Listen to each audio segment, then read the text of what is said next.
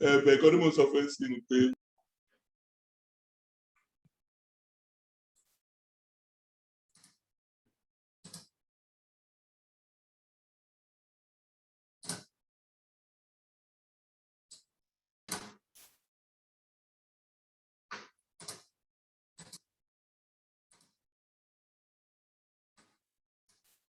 Welcome, everyone. We'll get started in just a moment, but I would ask everyone to please mute your mics, please. Thanks.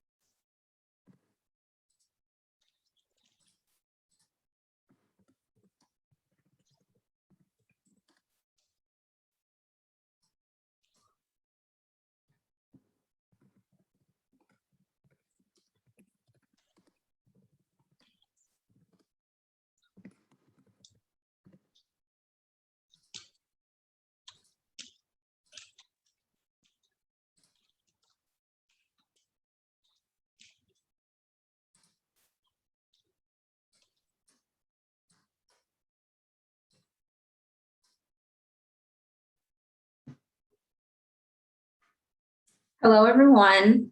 Thank you all for joining today's webinar as we kick off the release of the U.S. Department of Agriculture, Rural Development and U.S. Department of Health and Human Service Administration for Children and Families Joint Facilities Resource Guide to strengthen and expand child care facilities in rural communities.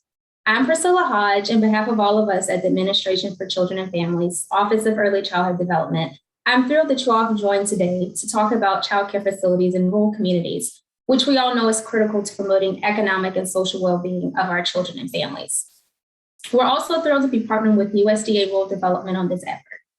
Today, we're going to hear from Deputy Assistant Secretary for Early Childhood Development at the Administration for Children and Family, Katie Hamm, and Deputy Undersecretary for Rural Development at USDA, Justin Maxson. We'll then hear from Martha Okafor, who will be sharing a brief history of the partnership between the two agencies. And lastly, we'll hear from a panel moderated by Nicole Barclay from the National Children's Facilities Network and open up for discussion. Throughout the presentation, please put any questions you have in the chat because we will have time at the end for a Q&A session. Now I will turn it over to Katie Hamm, our Deputy Assistant Secretary for Early Childhood Development. Before joining the Biden administration, Katie was VP for Early Childhood Policy at the Center for American Progress, where she oversaw the organization's early childhood program to advance childcare, preschool, and Head Start and home visiting investments. She spent several years also at the Office of Management and Budget and did a stint at ACF when she was a Presidential Management Fellow. Welcome, Katie. Thank you so much, Priscilla, and thanks to all of you for joining us. We've had so much interest in this webinar, and we're really excited to see the enthusiasm and the momentum for this product and hope that it will continue to be useful to everyone. Our partnership with USDA on this effort grew out of a shared commitment to supporting rural children and families. At the Office of Early Childhood Development, or ECD, we were hearing from the community about the significant needs around lack of funding for childcare facilities. And we wanted to work with USDA to leverage the resources available through their community facilities program and other programs within rural development. The Joint Resource Guide was ultimately developed to aid rural communities in several goals: strengthening and expanding existing childcare facilities, meeting the growing need for quality, affordable childcare, promoting strong rural economic recovery and development, and advancing equity by supporting working families in rural communities. As we begin to recover from the pandemic and more Americans return to work, We need to strengthen existing childcare infrastructure and also meet the increasing demand for affordable quality childcare for working families. We know that there are many excellent providers out there who would love to build new facilities to expand their programs and serve additional families on their waiting lists, renovate their home to provide a high quality family childcare experience for infants and toddlers in their community, or add outdoor learning and playground space to their existing center or home to support children's healthy development. And some incredibly creative facilities projects and renovations that have come together when private and public partners work together to make these dreams a reality. However, we know that many early childhood providers who want to renovate or expand have trouble accessing the resources that they need to do so. This is especially true in some of the same high-need communities where we know there are childcare deserts and children and families are in most need of high-quality settings. There's a need for more investment to support early learning facilities, and at the same time, we know that many providers lack access to information about some of the existing resources that are available. That's why we worked with USDA on this joint resource guide. It provides access to useful information for stakeholders and raises awareness around the different federal resources available to construct, renovate, or maintain early childhood facilities in rural communities. While we are extremely excited about this joint resource guide, we know it is just a first step. We ultimately need more funding for childcare, including childcare infrastructure, to build quality access to high quality early childhood. And we know that quality early learning and education is associated with positive life outcomes. And the first few years of life from birth to 5 sets the stage for a child's cognitive and social emotional development. Not only does quality early childhood strengthen the economy by making it possible for families to work, it also ensures we are setting up children to be part of a promising future for our country. The Biden-Harris administration understands that's why we invested in early childhood programs in the American Rescue Plan, and that's why the president has proposed the Build Back Better plan, which would invest early in childcare and preschool for years and years to come, and include resources for childcare supply building. The American Rescue Plan provided urgently needed resources to support early care and education during the pandemic and recovery, as well as support parents in accessing quality, affordable childcare. These funds will help hundreds of thousands of early educators, family childcare providers by helping with their bills, improving or maintaining facilities, paying off debt incurred during the pandemic. And our tribal childcare programs can use ARP and the Child Care and Development Fund for facilities. We encourage these programs to leverage existing resources as much as possible to increase and build supply. The American Rescue Plan also provided $1 billion for Head Start to address the impact of the pandemic and support grantees with reaching more families, transportation, preparing facilities for in-person comprehensive services. In addition to ARP, the Biden-Harris administration has proposed the Build Back Better plan, which is a long-term path forward to support children and families, and it includes major investments for children birth to 5 over the next 10 years, including funds to build the childcare supply. We need the systemic and long-term change to make quality, affordable early childhood programs a reality, improve the wages for early childhood educators who are essential workers, and support working families in the economy.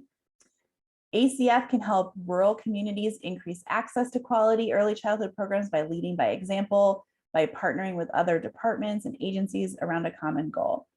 We need a whole systems approach, and that's what we've reflected in the Build Back Better agenda, with resources that leverage a broad set of cross-sector partners, working with children and families who agree to move together toward the shared goal of child and family health and well-being. Thank you so much, and I will turn it over to my colleague at USDA, Justin Maxson. Appreciate that, Katie. It's great to be here. It's such an important issue, and we're so proud to be part of a partnership that's making these supports a whole of government approach. We are so glad that this staff has come together to get this done. So rural development is often thought of as an infrastructure bank, and I'm most excited about our work when the infrastructure we invest in so clearly supports community livability and makes the lives of families and children easier in direct ways. Obviously, childcare is such a support and a service, but for so many communities, it also faces real challenges, especially in rural America. It faces some real problems that will require innovative solutions. I think some of the ones you heard Katie describe are really important steps in the right direction as the federal government leans in the assistance of providers and families. As all of us know, access is an issue in too many communities. The cost of quality care is often too high for many families, and often the supports and the subsidies in communities of economic distress don't actually bridge the gap between the incomes of parents and the cost of care. I think, as Katie said so well, safe, affordable, and learning-oriented childcare can, I think it's transformative. And it provides both the cognitive and the social development. I think when parents know that their children are safe and in a good situation, they have the confidence and ability to go to work. And at a community scale, it enables, I think, a stronger economy. I sure remember as the parent of two young boys in rural America, how hard it was, even with really quality providers, to find the sort of care that we were looking for. I think the federal government can, and this is an example of the sort of the ways that we need to lean in, as childcare as an issue has received too little attention for too long. But as Katie indicated, that's changing. We're incredibly pleased to partner with HHS to make this guide a reality. And it's an important step in the right direction. I think sometimes we overlook how powerful it can be to put resources in one place, particularly when those resources are connected to lessons and examples of successful practices that providers can employ to access the sort of resources that rural development and ACF have available. So again, we're so excited to be part of this. Martha and Melissa, we appreciate your all's hard work on this. I also want to thank Katie and others at ACF, in addition to our team, Sarabi and Joseph Ben Israel. We are extremely appreciative of this collaboration, and we look forward to additional ones as we go forward. Thank you. Thank you. Thank you, Justin. So now we're going to turn it over to Martha. She's the Senior Advisor with the Office of Early Childhood Development, and she's currently serving as Executive Director of COVID-19 Health Equity Task Force, and she was really instrumental in having this guide developed. So I'll just turn it over to her to speak more to that. Thank you. Thank you, Priscilla. I wish to really thank the Deputy Assistant Secretary for ECD, Katie Hamm, and the USDA Deputy Undersecretary for Rural Development, Justin Maxson, for unveiling this joint resource guide that will help people in rural and tribal communities to increase access to child care facilities as well as improve services. So I would like to really express my first gratitude to Melissa Brodowski for her thoughtfulness in asking me to come and join this event and bring this remark. Melissa, I just cannot thank you enough, not just for your leadership, for your friendship and kind support, just a beautiful person. Thanks. It's been a joy working with you. I also want to send deep gratitude because it has been an honor and privilege for me to lead this work in developing the Joint Resource Guide. The task, it started last year in response to congressional letters to ACF inquiring about the status of childcare facilities in rural community. As a new staff detailed to ACF Principal Deputy Assistant Secretary, then I was assigned to work on this with ECD to analyze the congressional letters, as well as to come up with a response to this inquiry.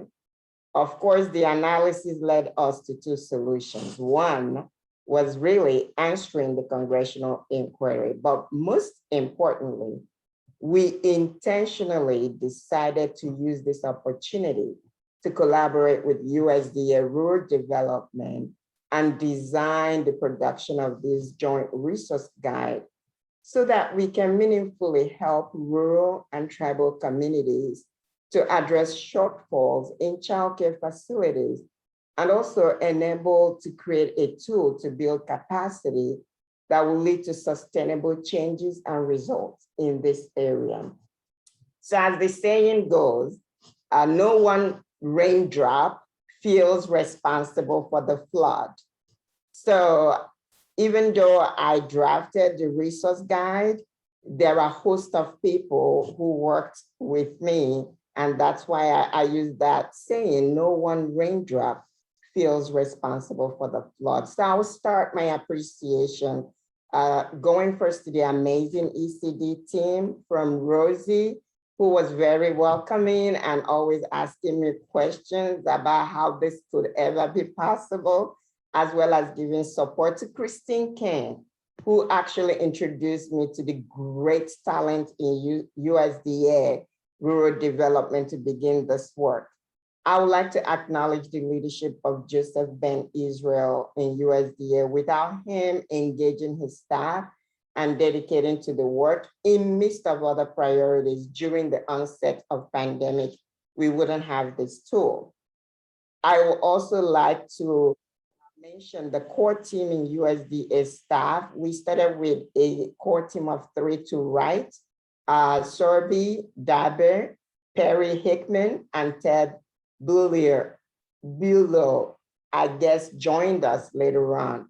But these 3 staff worked tirelessly with me as I was drafting. They were congruently reviewing, editing, and providing so much useful feedback that made this tool to be meaningful and usable, as all of you will notice from the product.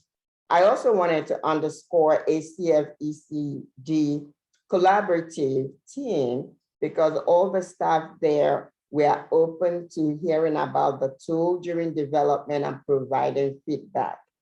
I would like to mention just a few, because I don't have much time: Maxine Maloney, Kenneth Aquile, and I also wanted to do a shout out to our administration office, Brenda Chamberlain, and the team for going through and reviewing this work.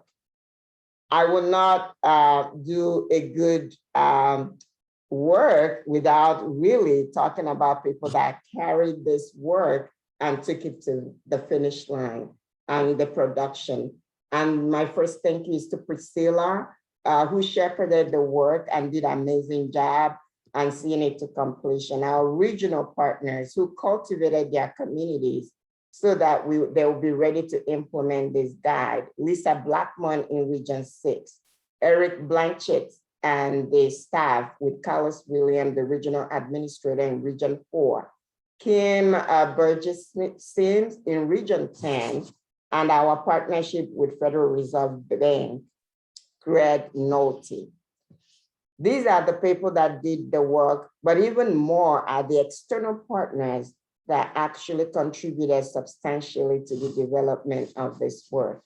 I would like to mention Linda Smith from Bipartisan Policy Center and her staff, Chloe and Sarah, who not only gave information, but they convened a group of community development financial institutions, CDFIs, to meet with me and engage and share some very useful data and provided priceless insights as to the nuances of the challenges in rural communities, as well as in tribal communities. I also wanted to thank Trey Ross, who is the executive director or CEO of Ross Foundation, who also gave ideas on how Family Foundation could really partner with the government and individuals at the rural centers, as the rural community, as well as tribes, to move this agenda. He also convened a foundation and executives of philanthropic organizations that are serving rural communities and tribes and investing in early childhood and learning. Just wanted to thank you all. Dwayne Yoder, who is also speaking, Nicole, I'm not going to go into it because you guys will present amazing work you're doing. But most importantly, I just want to end by saying now the joint resource guide is released. Let's all proceed and use the resources to provide vital infrastructure that is needed for working families so they can go to work, employers so they can keep their workers and their business going, and children so they could develop well and eventually become productive adults to build our nation. Thank you so much for this opportunity, and let's just do it. Over, Priscilla, thank you. Thank you, Martha. Now I'll turn it over to Nicole Barclay, who serves as the co-chair of the National Children's Facility Network and Senior Policy Director with Local Initiative Support Corporation. Welcome, Nicole. Thank you, Priscilla, Martha, and thank you also Deputy Assistant Secretaries Hamm, Deputy Undersecretary Maxon, and all of the hardworking teams at USDA and ACF for facilitating this discussion, and particularly for your shared commitment to improving outcomes for children, families, and local communities. LISC is a community development financial institution, as many of you may know, and we work across the public, private, and philanthropic sectors to leverage resources in order to create resilient and inclusive communities of opportunity across the country. Good places to live, work, and raise families. We have a rural LISC program as well. And for more than 2 decades, we've incorporated a focus on integrating childcare and early learning facilities financing into our community development goals. Today, I'm here not only wearing my LISC hat, but proudly representing the National Children's Facilities Network. We are a coalition of CDFIs, financial and technical assistance intermediaries, and other stakeholders who are really committed and involved to planning, developing, and financing high-quality childcare and early learning facilities. Collectively, we want to increase the supply of high-quality care and improve the quality of early care and education options available. I'm pleased to serve as the moderator for today's discussion between three very important and influential early childhood stakeholders that have been recipients of USDA rural development grants and loans for early learning facilities. And they're going to talk a little bit about and share how they have leveraged different public and private and philanthropic funding streams to address capital needs. This conversation today is so important because it not only illustrates the positive move towards interagency and cross-sector collaboration to address the condition, the quality, and the availability of childcare facilities in rural communities, but it also illustrates the bold action needed to address health, safety, and access issues in local rural communities. I'd be remiss if I did not acknowledge the transformational leadership of the Biden administration's proposal to establish a dedicated and standalone funding stream to support childcare facilities acquisition, construction, and renovation.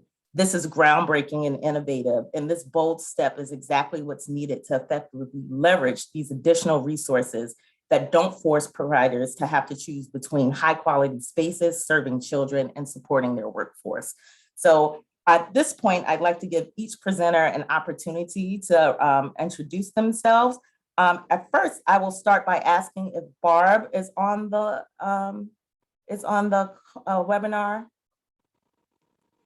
If not, we know that there were some connectivity issues. We'll have Dwayne Yoder, President of Garrett County Community Action Agency. Dwayne, if you would take a few minutes just to introduce yourself, and then we'll launch on to Rusty and go into our interactive conversation. Well, thank you, Nicole.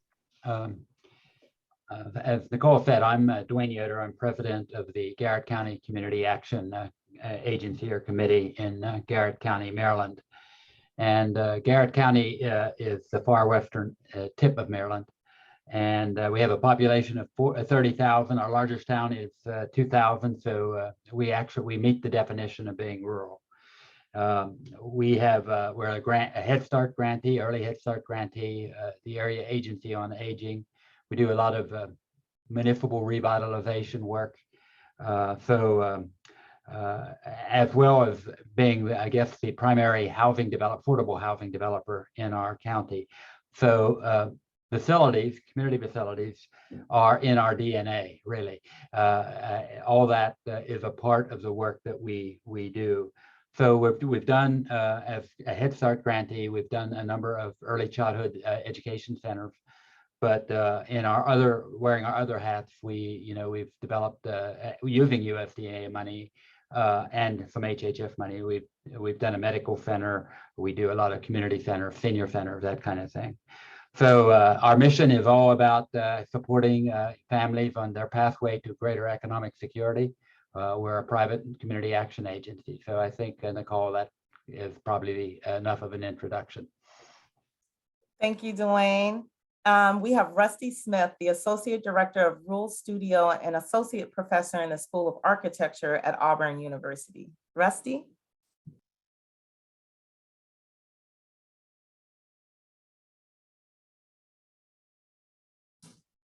Mercy, are you muted?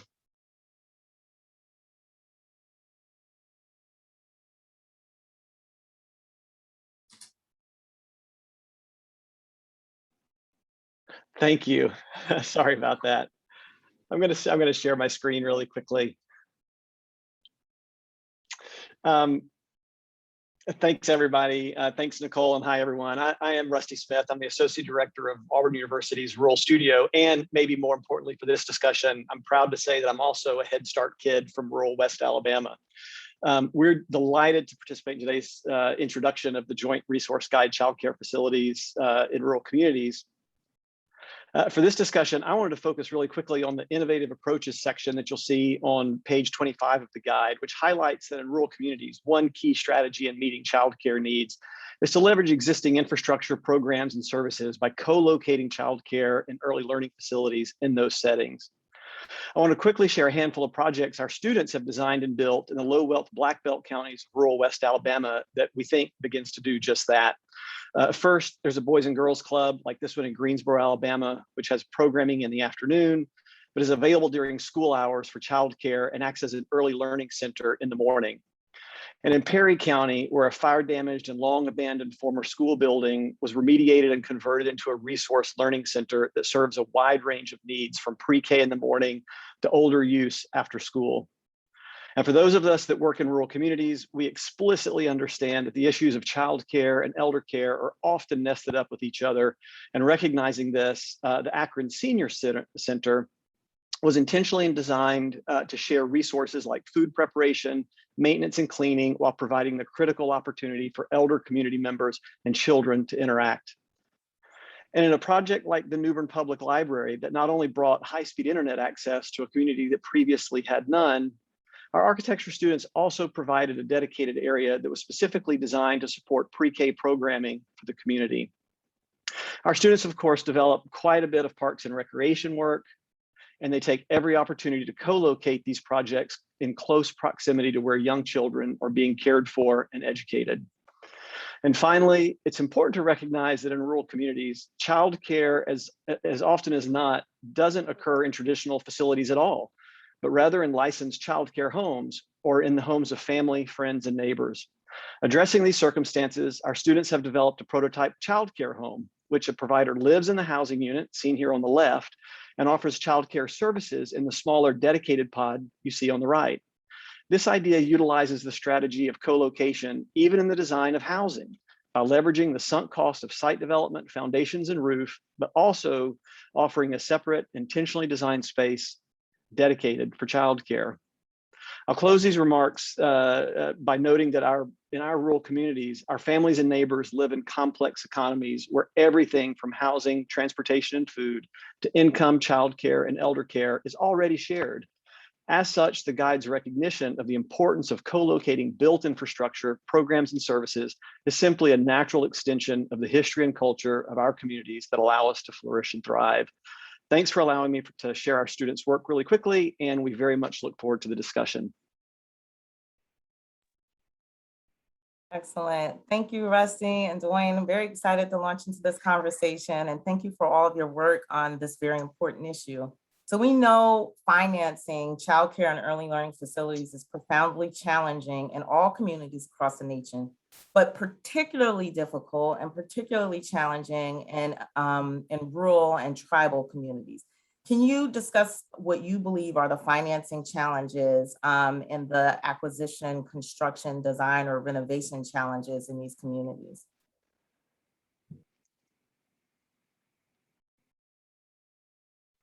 Sure, I can jump in, Dwayne, since I'm unmuted.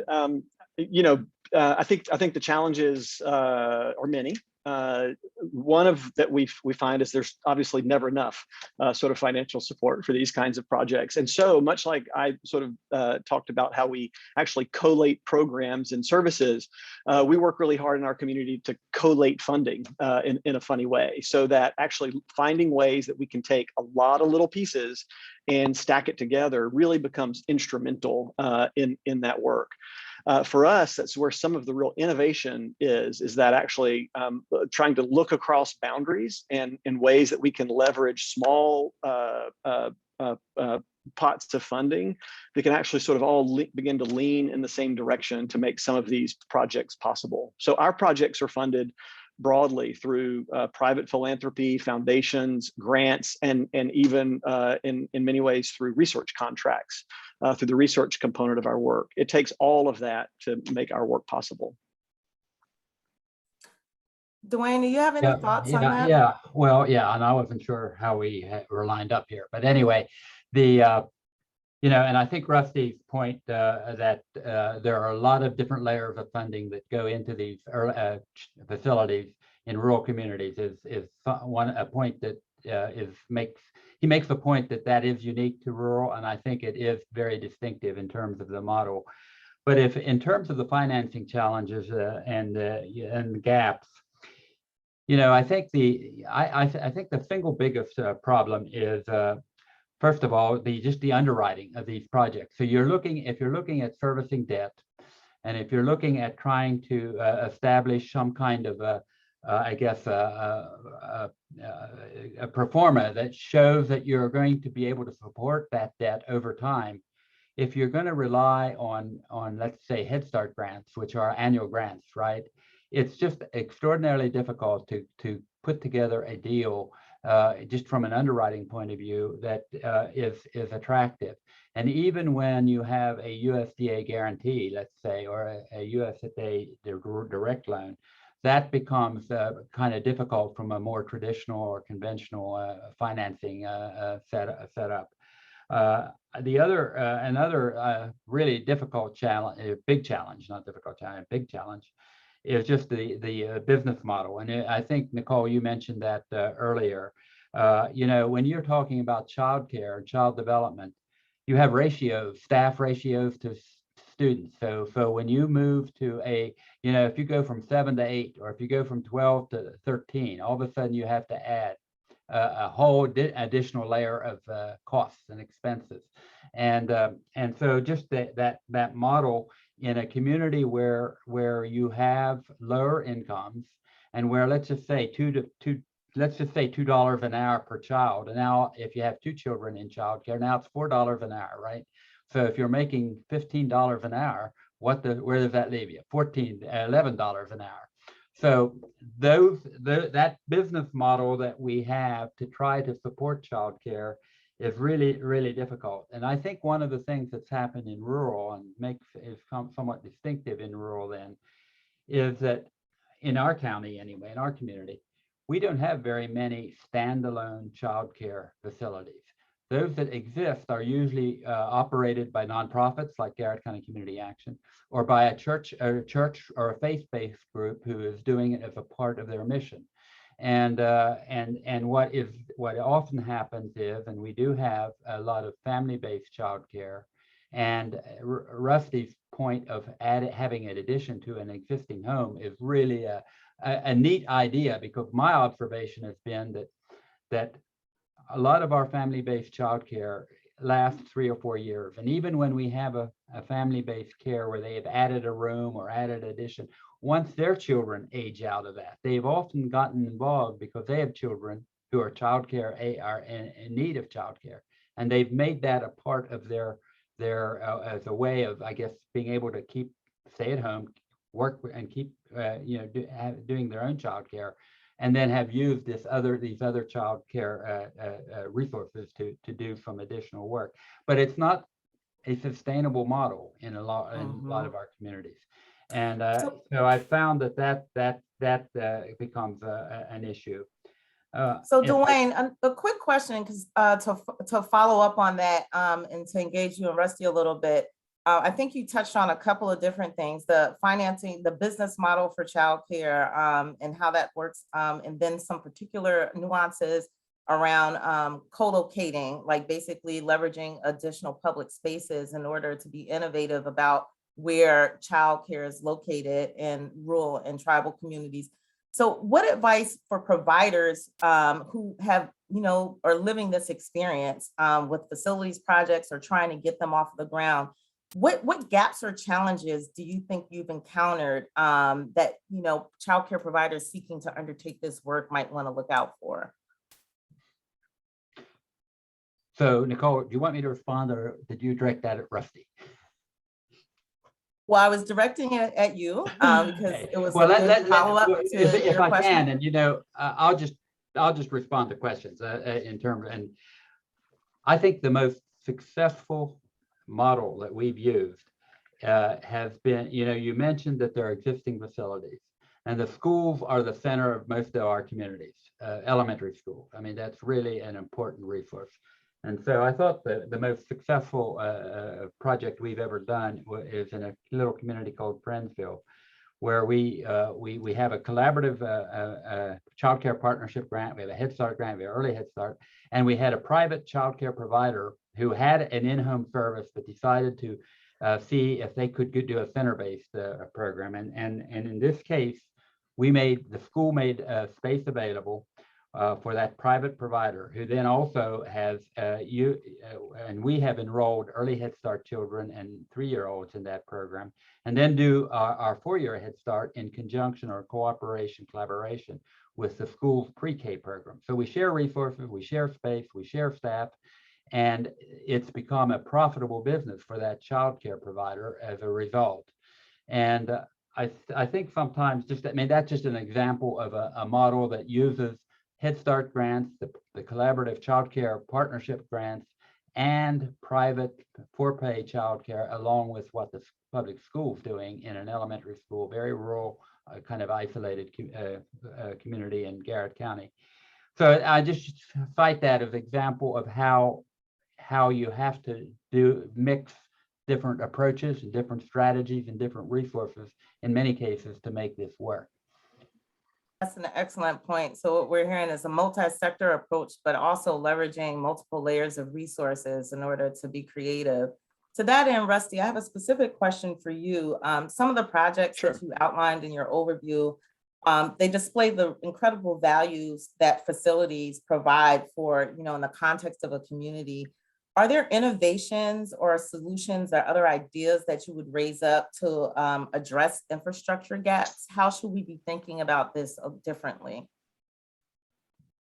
Yeah, that's a great question, Nicole. I think, we were in a lot of conversations about infrastructure, and of course, we sort of think about facilities, community facilities, as a key component of infrastructure. We know there's a lot of discussion about what is infrastructure and what is not infrastructure these days. And we actually don't think that, while that's an important question to have, for us, a more useful question to sort of think about these gaps in infrastructure is not to really think about what is and isn't infrastructure, but think about what infrastructure does, what its purpose is, and really where it begins and ends. So when we sort of begin to think about an infrastructure grant around rural broadband, for instance, we sort of begin to describe the system, sort of about what the touch points are, about exactly where it touches the human user, right? And so it's not at the high-speed internet line out at the street. It's actually at the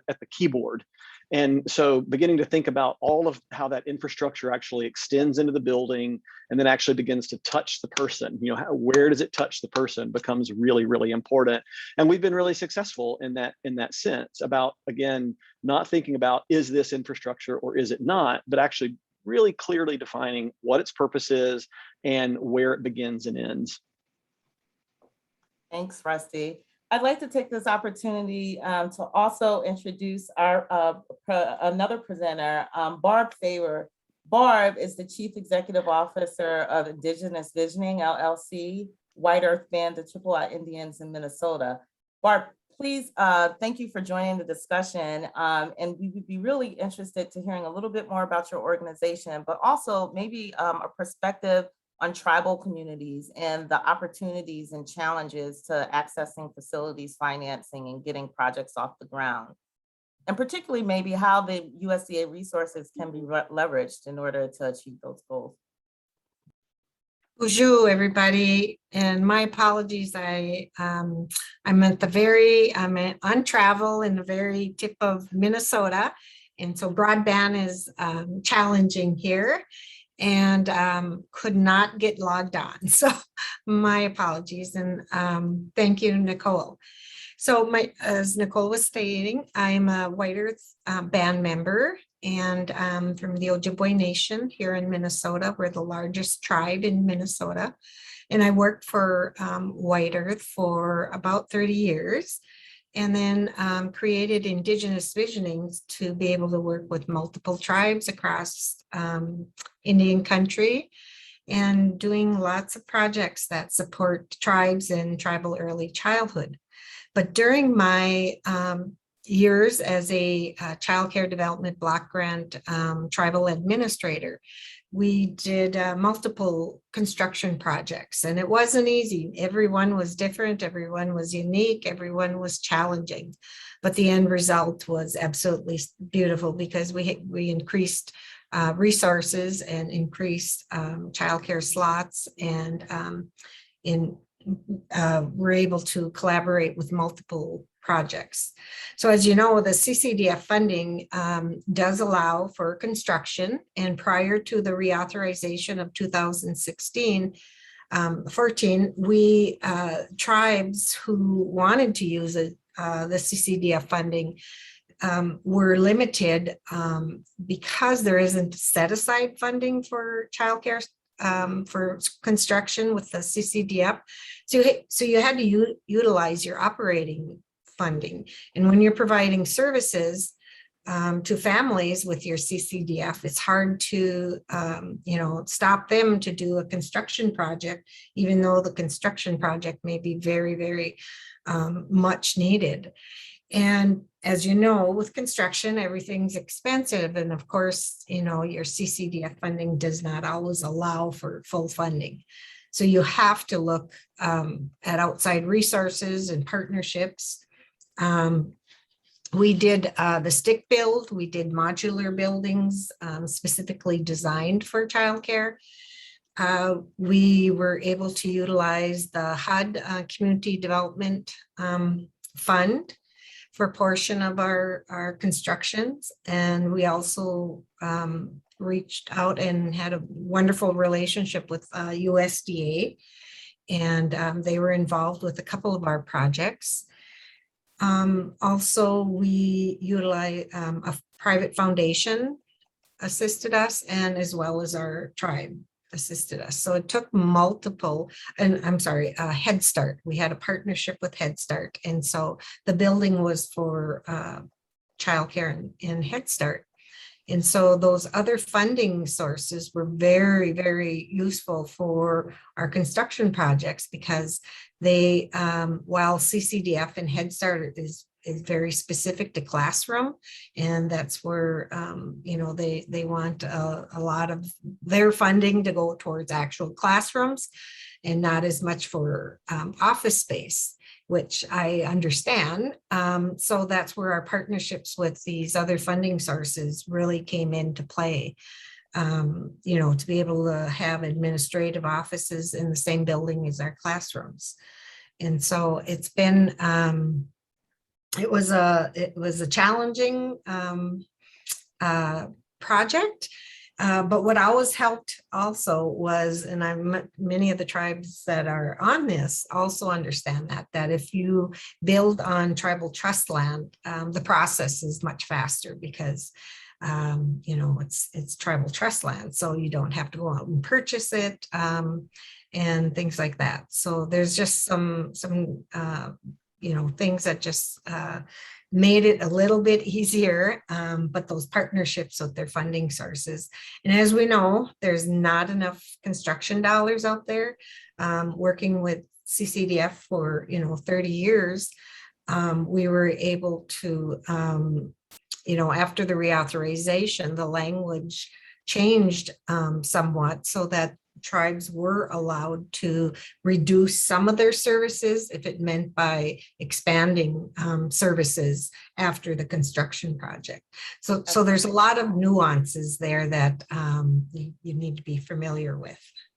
So I want to be mindful of time, but I think we can get in one more question before we switch to Q&A. I'm hearing a lot of recurring themes across you guys' comments in terms of leveraging multiple sectors and expertise, the unique financing challenges linked to childcare, the unique geographic challenges related to rural. And one of the great things, rural and tribal communities, and one of the great things about this resource is that it looks like it's a good first step at helping to kind of demystify the process and help to identify workable existing streams where childcare would be an eligible use. Are there things that each of you think the federal government could do to lighten the load or smooth the experience of these types of partnerships that lead to, high quality early learning facilities? Let's start with Dwayne. Well, first of all, I mean, Justin just talked about approaching this in a holistic manner, using, all the different departments working together. So this whole issue of having multiple funding layers and trying to make them align with your development schedule has always been a difficult nut to crack. And if they could look at, if the federal departments can begin looking at this as an integrated, holistic system in terms of funding, that's one big step. But the other thing I want to mention, you build a facility and then you have to worry about operating it, right? And so for some reason, all these issues with systems falling apart or replacing a roof never align themselves with the schedule of, let's say, a Head Start quality improvement grant in terms of grant timing.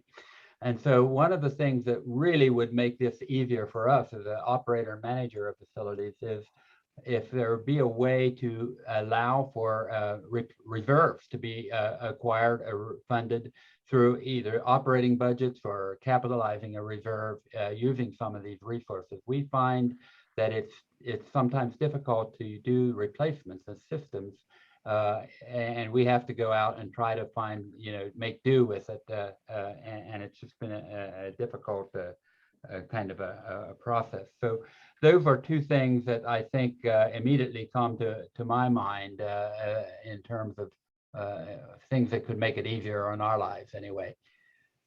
Barb, any thoughts to that end? What could be done to help smooth the experience of these types of projects? Well, always, if there's a set aside funding for construction. So in CCDF, again, you have to use your operating. There isn't a separate fund. Whereas Head Start, there is a construction pool of funds, but it's very limited. And so there's the need for set aside and the need for specifically TA around those constructions, because completing any kind of construction project, especially for those who are not in construction but were in early childhood, is very challenging. And I know in Indian country, you know, the other important thing is to have how the building is and looks. And so having indigenous, you know, architects is important, having, you know, talking to elders so that your classroom or your building reflects the community. Excellent. Any quick thoughts, Rusty, in terms of what the federal government can do to lighten the load? Yeah, I think, you know, whenever we go to a community meeting, you know, we don't invent any projects. We sort of respond to our community. When we go to a community meeting, we'll go to a community meeting saying, we need a fire station, and we go and we meet. And we go to another community meeting saying, we need a library, and we go to that meeting and have a discussion about it. And say, we need a childcare facility, and we go to that meeting and have a discussion. Every single person in every one of those meetings are the same people. You know, sort of advocating for their community, and they're all volunteers. They're all doing this as a sort of a second or third time avocation, trying to get these projects off the ground. So, you know, sort of the front end work in project development is an extraordinarily valuable piece that the federal government can continue to help. We've had a lot of success with our CDI grants in that regard, in sort of sort of passing through some of those funds to help develop the organizational capacity to even make these dreams come true. I think you know, sort of Barbara's exactly right. This sort of, you know, construction financing model doesn't always work, because quite honestly, the kind of the open financing of these kinds of facilities don't always pencil out, because we always think of the cost of what it takes to do something versus what it costs if we don't. And we actually thinking about what it costs if we don't do these things is really important, because then we can actually begin to think about not subsidizing these kinds of projects through grants, but actually incentivizing this work through grants is a complete kind of paradigm change. It looks the same on paper, but it's a different idea about why we provide grants to support this work above and beyond the sort of the finances of them. And then I think, yes, the operational costs downstream, that sort of sustained support is really important. And in all of that, to better integrate these three components of program development, construction, and operation. So they're sort of not always sort of working out of a whole bunch of different pots of money, but there's some sort of step up integration of those resources would be key in making these things work more efficiently. Excellent. So we're going to try to get some questions in from the chat at this point, and then I'll start with one that we saw. If actions are being made outside of an entity's power as an early childhood collaboration, does the guide cover which decision makers to hand the guide to who can actually implement pieces of it? And I believe, Priscilla, at this point, we're opening up to all of the participants, like the agency entities who are on, who might be able to best speak to this level of conversation. Yes.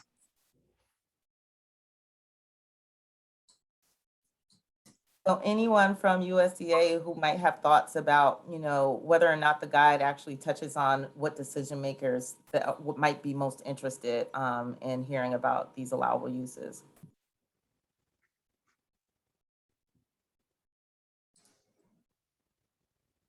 Nicole, do you mind repeating the question? Sure. The question is, does the guide cover which decision makers are suggested to hand the guide over to and who can implement pieces of it? I think there's a concern that there are some, I guess, early learning or early childhood collaboratives that don't feel that they are the entities that would lead the facilities work or lead the drawdown of these resources. Yeah, so the guide really shares the different federal resources that are available. It kind of walks you through the different the steps you can take to get the resources through those mechanisms. And it also shares a good bit of information about doing some collaborative work.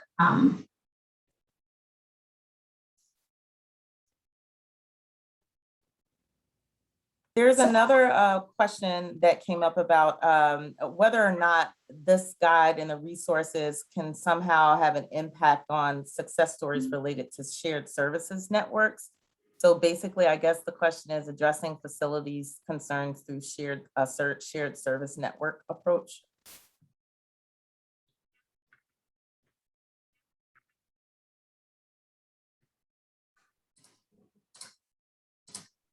And if So, yeah. Go ahead, Priscilla. Yeah, so I think it does cover a lot of different strategies, and I think it covers some different I guess success stories, some different models that other entities have taken on to kind of get those facilities off the ground.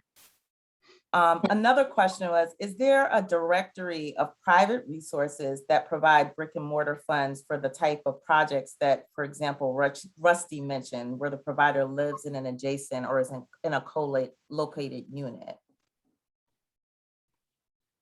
And you know what, for this question, the guide actually lays out the USDA resources, but curious as to whether or not any of our presenters have thoughts about where entities can start to look for a collection of private resources or philanthropic resources for brick and mortar construction. So this is Martha. I pinged to circle back in, and so the answer is actually on the guide. We have lots of resources. If you go down, even a link to the foundations, where you can actually access and go online to figure out the foundations that are available in your community. So we address most of these issues because we did a listening tour to know what the issues are. So we did present not only the USDA resources, we also presented resources from other federal agencies that are really linked in and people can access. And we also provided link to foundation resource that will enable anybody to actually click, and based on your zip code, you can find out what foundations are available there to help inform your activity, as well as how to use those resources and blend some resources in order for you to start either a childcare or Head Start or migrant child centers and partnership with existing ones. Thank you. Thank you. So Nicole? there was one addition. Oh, go ahead, Dwayne. Well, yeah, just a quick, in addition to what Dr. Okafor went through, I mean, there are certain business products that a variety of federal departments have available, including USDA. But one of the things we've tried to do in Garrett County for private developers, a strategy grew out of an early childhood center that we developed with LIFT, Rural LIFT of Rural Partnership, Child Care Partnership Program, was that we would provide private family-based child care providers with equipment, with supply, with training, efforts to get their service upgraded to where they could get higher rates of pay through the state subsidy program. So we married that strategy with an effort at helping them then find private lending or private debt to make improvements in their home or in their facility. And that's worked out in about 3 or 4 cases where they have done that and then used our operating support subsidies sort of as a counterweight to their increased debt. So there was one additional question if we had time. And I think, Dwayne, it's a good jumping off point because of where you landed with your comments. One of the things the guide touches on is capacity building and technical assistance to providers through this process. Can you talk about the value of intermediaries, be they community development, financial institutions, or community development corporations or other entities or stakeholders with a vision? How important is that to the process of accessing and drawing down these resources?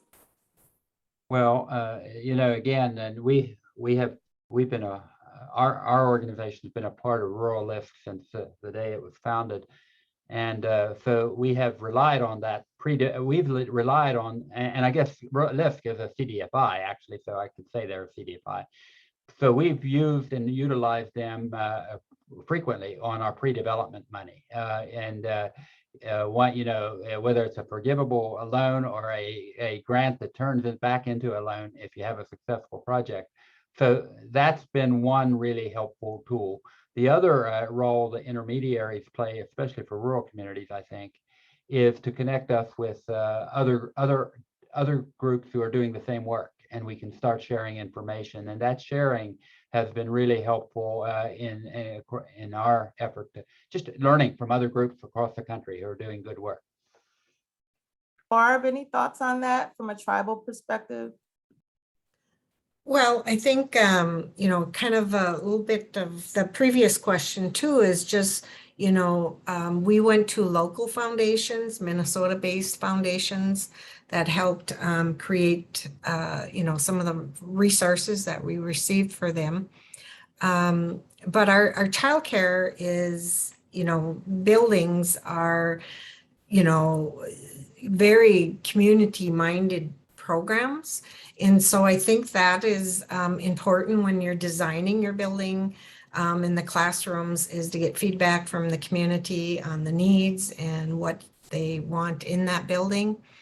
And then just, again, looking at the different resources and reaching out to foundations or, businesses, and find out the, potential of partnerships there, because they're a vested stakeholder into the community. So I'm sorry, I probably didn't answer the question.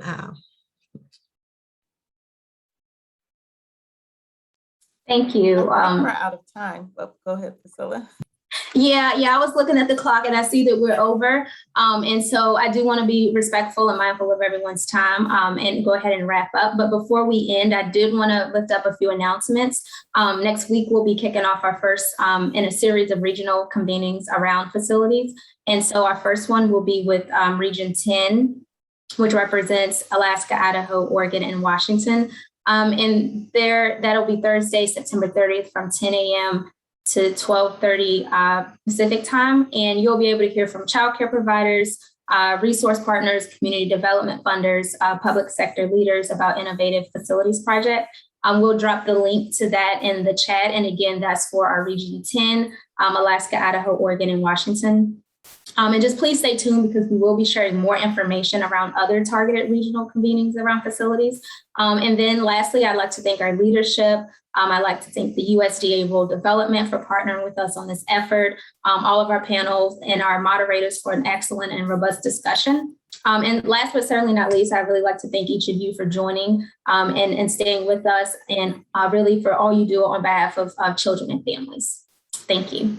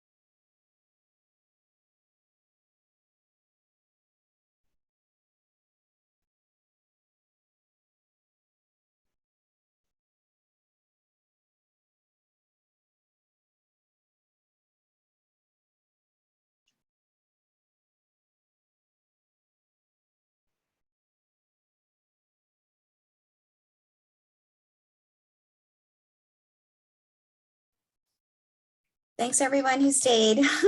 Have a good afternoon.